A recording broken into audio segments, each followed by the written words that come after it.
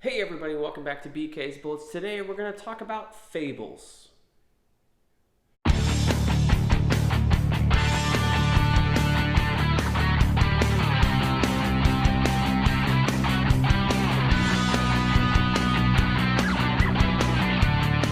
Hey everybody, welcome back to BK's Bullets. As always, I'm your host, Brent, and today we're going to talk about fables. Now, 2022 is the 20th anniversary of fables, so it is coming back in a big way. They're wrapping up the Batman and Bigby series, which I haven't really checked out. I'm not sure if I'm going to read that or not because Fables always lived in its own universe, but there is another 12 issues, I believe, coming this year from creator Bill Willingham and artist Mark Buckingham. So, this is Fables Volume 1. A thing to note, just like The Walking Dead and Invincible, Fables starts with the artist Medina, not Mark Buckingham, who is basically the Fables artist. Medina is here for the first 5 issues for this first volume, and then for whatever reason jumps off, and then Mark Buckingham takes over and is basically the main artist throughout the entire series until the end of volume 22. I think Mark Buckingham is coming back for the revival. I want to say he should, or I hope he is, but that doesn't diminish Medina in any way. He's a fantastic artist, especially in this first 5 issues here.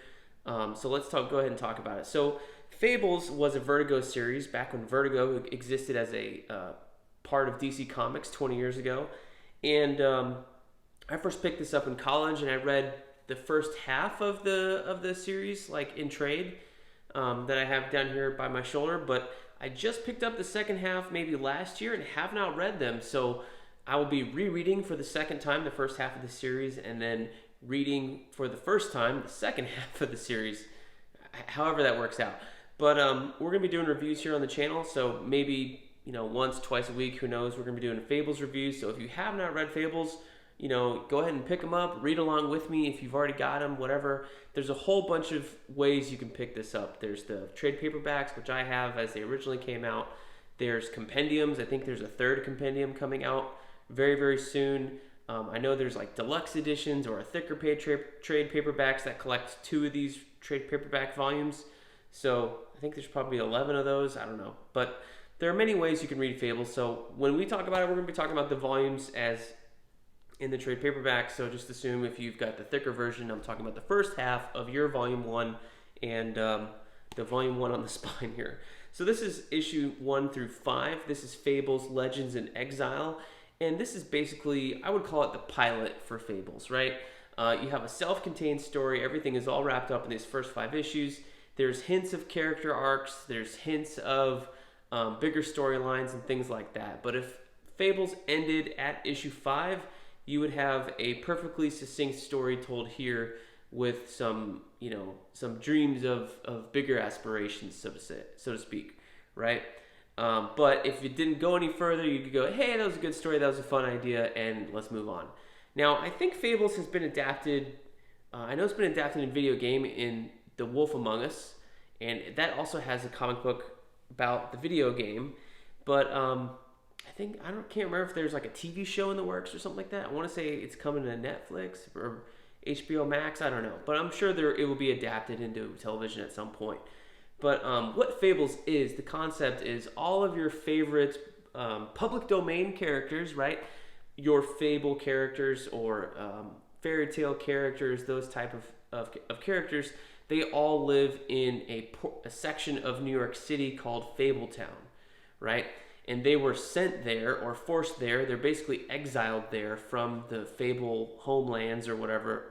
And there's multiple kingdoms over there in the homelands, but somebody took over, and they call him the adversary, and he sent them to they came into the Mundi world, where the mundanes, us people who are not the Fables, and there's people like Snow White, Big Bad Wolf, who has a glamour that shows him as a human being, although there are other Fables who can't afford a glamour, I guess because it costs money to hire a witch to give you a glamour. But like the 3 Little Pigs, they're real pigs, but they talk. But they live in a place called the Farm somewhere upstate, and we'll visit that in a future volume. But basically they kind of keep to themselves as a community, and they don't want to get involved in the affairs of the mundane world, or have the Mundys get involved in their world. So they have their own sheriff, they have their own mayor, they have their own city hall, all that kind of functioning government stuff to try to just keep people in. So you have Snow White, who's kind of the deputy mayor here. Old King Cole is the mayor, but you have Bigby, as we'll call him, but he is the big bad wolf of Three Little Pigs and Red Riding Hood fame. He's the same character in both of those stories, at least in this world. And he is the main character of Fables, kind of the protagonist, if you would. So he's basically the sheriff here, and this is Bigby here. And he is trying to solve this murder of Rose Red, which is Snow White's sister. So you find out at the very first issue, you kind of introduce to the problems, to the world, and then you get this murder mystery coming on at the end of that first issue.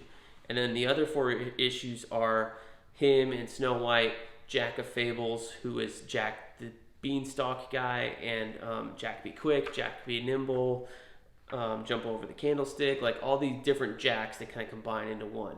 The same thing with Prince Charming. Prince Charming is the same Prince Charming from Cinderella, and the same prince from Snow White, and a couple other things. Anytime there's a Prince Charming or a prince that's not named, that is the character of Prince Charming here in the book. The Beast is the prince, but he's a different character. He's more of the Beast. And there's a fun thing with him about how the glamour or the spell he bought, or whatever the curse had to do with him, like he changes back into his beast form as, kind of on a sliding scale of how mad his wife is at him, or, how much she loves him. If she loves him a whole lot, he's a human. If she doesn't love him a whole lot at the time, he goes back to the beast. So they play with that a little bit in the book. But it's a nice little murder mystery. It kind of introduces you to some characters. Bluebeard, which is one I wasn't really familiar with, but I'm interested to find out more about him. I should go look him up. But there's other things in here like the flying monkeys, the talking mirrors, just anything from classical fantasy you will find in this book. Pinocchio makes an appearance. There's a flying monkey. They reference the lands of Oz, all this stuff. Anything in the public domain is referenced here, and in one form or another, and that's what they have to play with. So all in all, it's a pretty fun book. I would recommend this for anyone who's interested in reading some maybe alternative comics or something like that. Vertigo's an adult line, so I wouldn't really give it to kids. There's just mentions of sex and smoking and curse words and things like that, but it's not totally inappropriate for any reason. But I would say if you're about 14 or so, you could probably read this and be okay. In my parental opinion, that may vary if you're a parent yourself. But, it's a fun little story. And I think if you like this, stick around. There's more to come. You will get onto the characters, and we will move, basically once, I want to say it was volume 2 or 3, if I can recall, the bigger story starts happening, and you start getting threads that go between volumes. In between story arcs and stuff. But this is kind of such a self-contained story arc that if you don't like it, but you still want to keep trying, I would say stick around and you'll see how it evolves and develops here. I mean, characters get married, characters die, people betray each other. There's a whole lot more to come here in the Fables world. But if you loved it, definitely stay tuned. If you didn't like it, I would say stick around for volume 2 and 3 because we haven't really gotten rolling yet. And it's not until a little bit later, once we get past the self-contained and we start laying plot threads for other characters and things like that, that Fables really starts to get rolling and really gets that lore going and stuff like that. And it becomes one of the more fun books that I've ever read, at least the first half. So, that's my thoughts on Fables Volume 1. So stick around if you're going to reread Fables with us or read it for the first time. And we'll be here every couple of days with a new volume, so just watch them at your leisure. And click the playlist that's going to be created and linked at the end so you can watch them all if you want. So thank you guys for watching. Let me know what you think of Fables down in the comments. We will see you guys next time in the Funny Pages.